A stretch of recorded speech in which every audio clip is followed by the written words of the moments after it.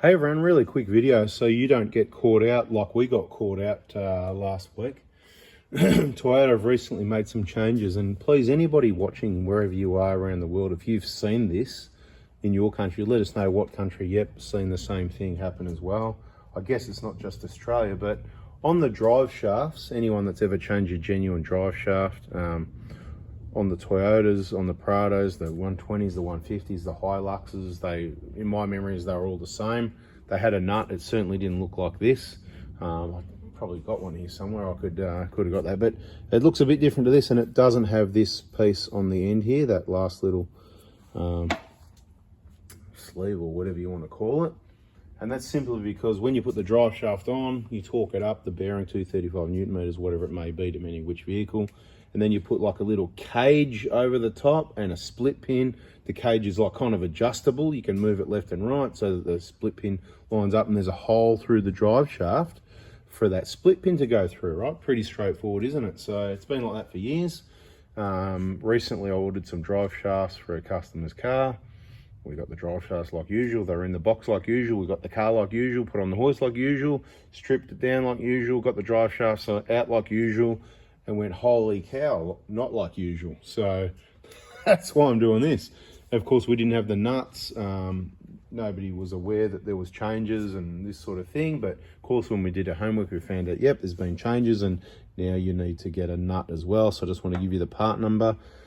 So this is a similar system to like the transfer case. That's the other common one. It's not that common. It's, bugger all 0.001%. But, when you get mud and stuff in there and then you hit it with a pressure washer and push it in past the seal and make that little oil leak at the front of the transfer case, easy enough to change the seal. You take the nut off. There's a little, that gets tapped in. There's a little slot. I haven't got another drive shaft here to show you. I'll put a photo at the end of the video or at the start of the video. There you go. I'll try and include some photos. So hopefully that works out if I remember to do that, of what the new drive shaft looks like. It's got a little slot machine into it rather than a pin. And when you put the nut on, tap, tap, tap, you know what I mean. Most people know what I'm talking about. If you don't know what I'm talking about, you're not going to be doing it anyway. My point is, if you order your drive shafts from Toyota, or probably even aftermarket drive shafts, aftermarket will probably still be the same, so you don't need to worry about that. So if you order your new drive shafts from Toyota, the strong, genuine, quality, best value for money with those strong boots on the outer boot, that really tough plastic type product, whatever, totally different to the rubber on the inside and the rubber on all the aftermarket garbage. But if you do that, please order yourself a nut for each drive shaft as well, because you're going to need it. Once you torque it up, boom, tap that in.